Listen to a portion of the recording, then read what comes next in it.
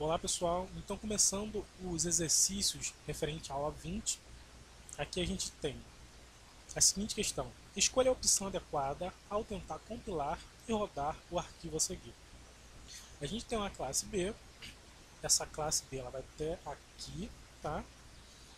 Com o método x, que vai ter uma função de imprimir a palavra vazio. Beleza, sem mistério.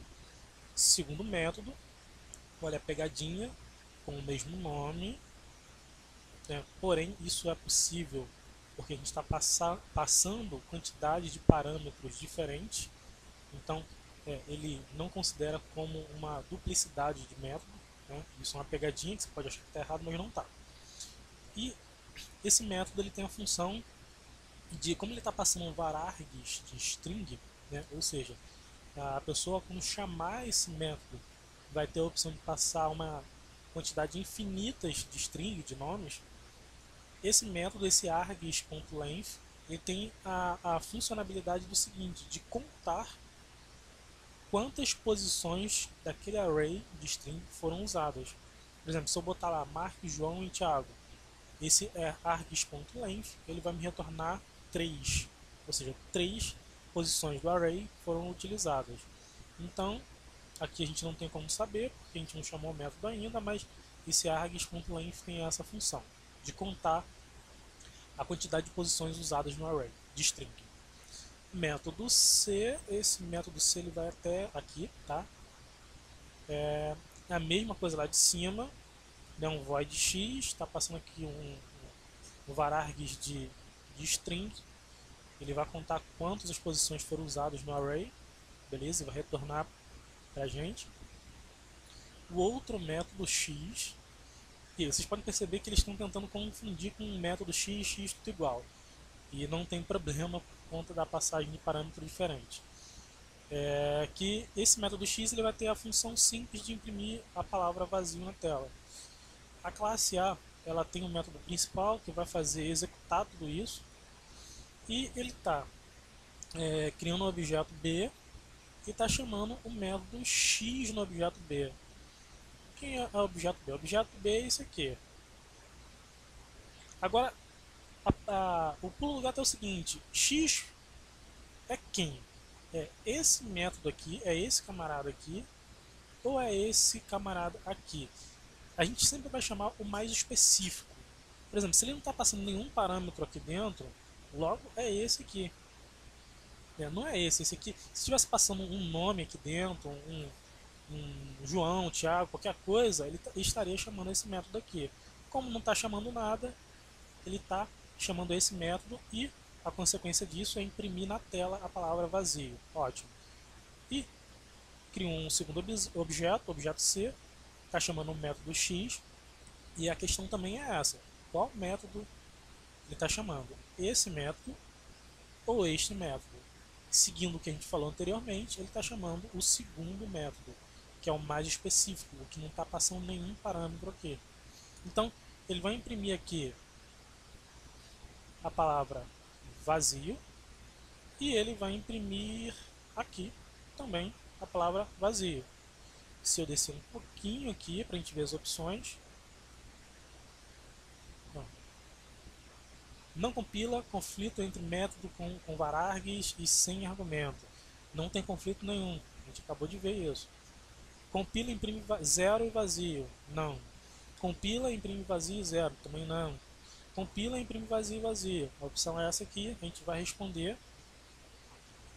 e essa é a opção correta. Aqui, só vou ler essa primeira parte aqui, o código compila, o código compila e devido à regra de sempre invocar um mais específico, ou seja, um método mais específico. É isso, ele sempre vai chamar aquele método mais específico. O mais específico, no caso, é o que não está passando nenhum tipo de parâmetro, ou no caso, não está passando o var args. Vamos para o segundo exercício. Escolha a opção adequada ao tentar compilar e rodar o arquivo seguinte. Temos uma classe B, beleza? Está aqui a classe B com o método x e está passando var args do tipo int com a variável x, ou seja, eu posso quando eu chamar esse método, eu posso passar 1 milhão de parâmetros, de argumentos que ele vai aceitar. E aqui novamente ele vai contar a quantidade de argumentos que eu coloquei lá, que eu passei como argumento na chamada do método. Aqui tem a classe A, e essa classe A ela está chamando, tem um método principal, né, para rodar o programa, e ela está criando um objeto e chamando aquele método lá em cima.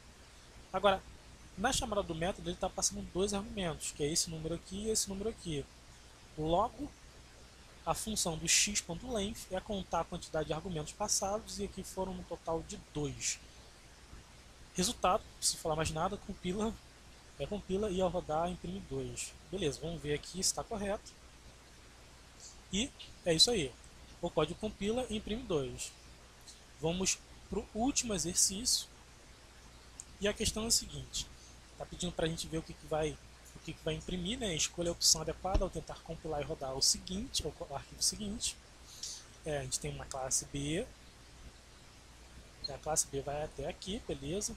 Um método sem retorno, x, passando um varargs, x. A gente já sabe qual a função do varargs. E aqui um método x.length, que vai retornar a quantidade de argumentos passados na chamada do método. Logo em seguida a classe A, né, com o método principal também, ótimo, criou o objeto B, chamou o método x, e aqui ele está passando um array de int. E dentro desse array a gente está ocupando duas posições, a gente está botando esse número e esse número aqui, a opção, as posições 0 e opção 1, e o total de elementos dentro desse array são 2. Então é a mesma coisa. A pegadinha é o seguinte, você pode confundir, poxa, mas ele está pedindo para passar um argumento que é um número inteiro, eu estou passando um array, será que isso pode? Pode, na verdade, o varargs, quando a gente usa o varargs, a gente pode ou passar números inteiros, nesse caso, 5, 10, 15, 20, 30, sempre separado por vírgula, ou a gente pode passar um array, porque na verdade o varargs é um array, então a gente pode passar um array com os elementos, tem que ser do mesmo tipo, lógico, do tipo inteiro, tá aqui o método o varargs é do tipo inteiro, e aqui o array também passado é do tipo inteiro. Desde que seja do mesmo tipo, a gente pode passar um array na chamada do método, e o x.length ele vai contar a quantidade de elementos usados, no caso são 2.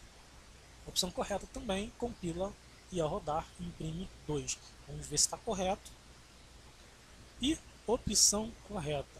Então é isso aí, pessoal. Estudem bastante. Se vocês não entenderam, a dica que eu dou é o seguinte, eu não falei isso no início do vídeo, mas vejam a questão, tentem fazer, joguem aí no Eclipse, no NetBeans de vocês, no Notepad++, enfim, na ideia que vocês estiverem usando, tentem descobrir a resposta e só depois vocês continuem o vídeo, porque assim vocês vão forçar o cérebro de vocês e vão acabar aprendendo por consequência.